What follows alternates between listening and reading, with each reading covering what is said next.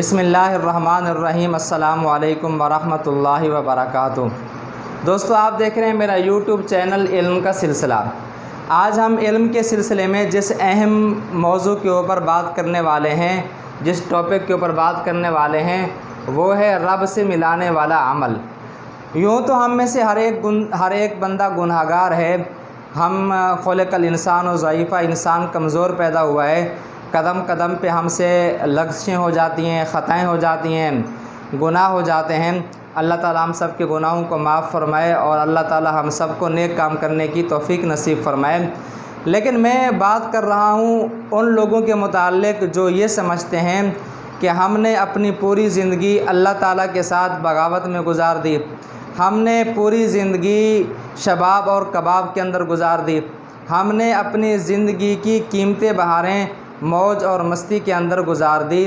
اللہ تعالیٰ کی پوری زندگی نافرمانی کی، علل اعلان گناہ کیے، نبی صلی اللہ علیہ وسلم کی تعلیمات کی یکسر مخالفت کی،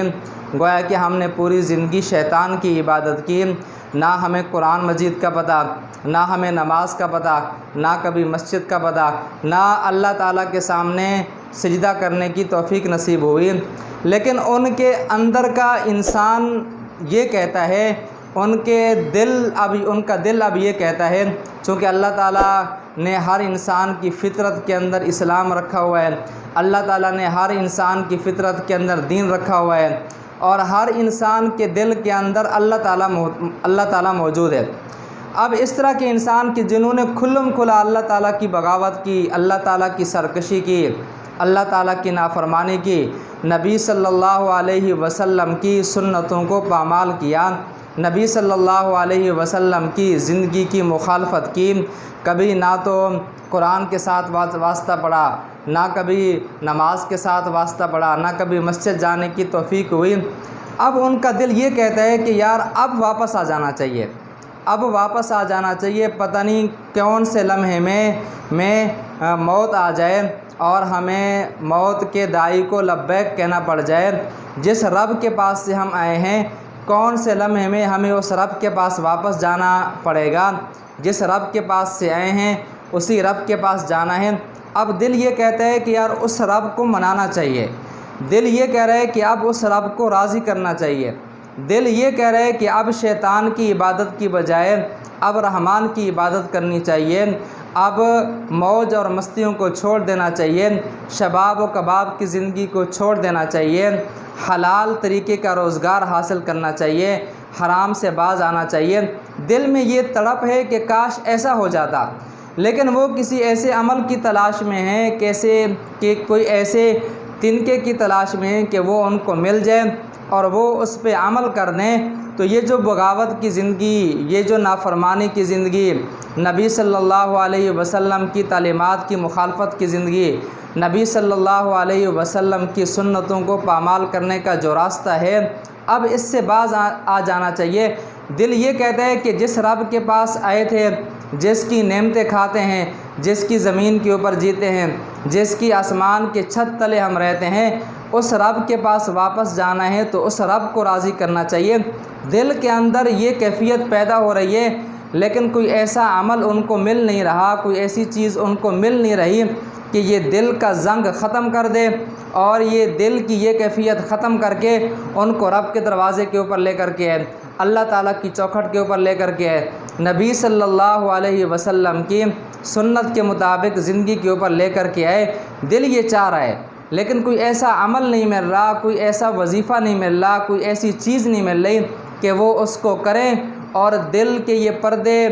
چھٹ جائیں، ختم ہو جائیں اور اللہ تعالیٰ سامنے آ جائے، اللہ تعالیٰ کی طرف واپس آ جائیں۔ تو اگر کوئی ایسا ہے، ایسا سوچ رہا ہے، اور یقیناً ایسا سوچنا چاہیے کہ جس رب نے ہمیں پیدا کیا ہے، جس رب کی ہم عبادت کرتے ہیں، جس رب کی ہم نعمتیں استعمال کرتے ہیں، اسی رب کے پاس واپس جانا ہے، اسی رب کو راضی کرنا چاہیے۔ وہ رب راضی ہوگا تو سب کچھ ہمارا ہوگا، اگر وہ رب ناراض ہوگا، دنیا کی دولت ہمارے پاس ہو، دنیا کی تمام عشائشیں ہمارے پاس ہوں، ہمارے دل کو چین نہیں ہوگا۔ اگر کوئی ایسے عمل کی تلاش میں ہے، اگر کوئی ایسے تنکے کی تلاش میں ہے، تو ہم آج اس کو بتا رہے ہیں کہ ایسا عمل کہ جو انسان کو رب سے ملانے والا ہے، جو انسان کو اللہ تعالیٰ سے ملانے والا ہے، اور وہ ہے ایاک نعبد و ایاک نستعین، اس کا ورد کرنا ہے۔ سورہ فاتحہ کی آیت ہے،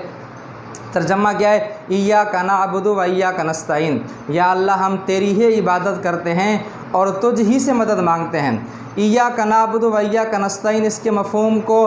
ذہن میں رکھ کر کے اس کا کثرت سے ورد کہ یا اللہ بس اب شیطان کی عبادت نہیں کرنی، اب کسی اور کے پاس نہیں جانا، یا اللہ اب تیری ہی عبادت کرنی ہے، یا اللہ اب تجھ ہی سے مدد مانگنی ہے، یا اللہ ہمارے راستے بدل دے، یا اللہ ہمیں اپنے در کی طرف آنے کی توفیق نصیب فرما، یا اللہ ہمیں اپنے پاس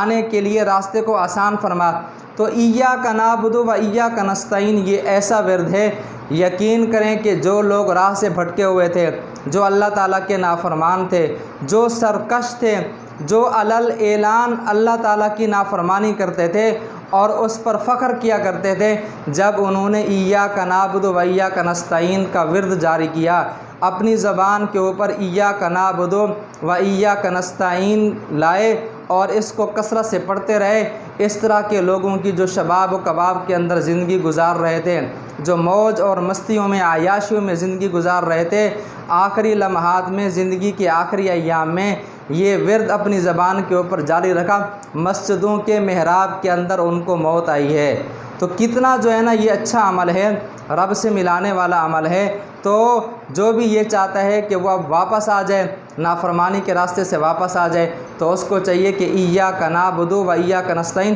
کثرت سے اس کا ورد کرے، بس وہ ہو اور اس کی زبان کے اوپر ایاک نعبد و ایاک نستعین۔ اور میں آپ کو اس عمل کی ایک اور بھی برکت بتا رہا ہوں کہ جو لوگ مسائل میں کسی بھی مسئلے میں پریشان ہیں، وہ کسی قسم کا مسئلہ ہو، کاروبار کا مسئلہ ہو، شادی بیاہ کا مسئلہ ہو، روزگار کا مسئلہ ہو، اس کے وہ مسئلے بھی اس عمل کی برکت سے، اس ورد کی برکت سے، جب وہ اپنے دل کی طرف سے اس کو کرے گا، محبت میں کرے گا، اخلاص میں کرے گا، عشق میں ڈوب کر کے کرے گا، رجوع اللہ کی نیت سے کرے گا، تو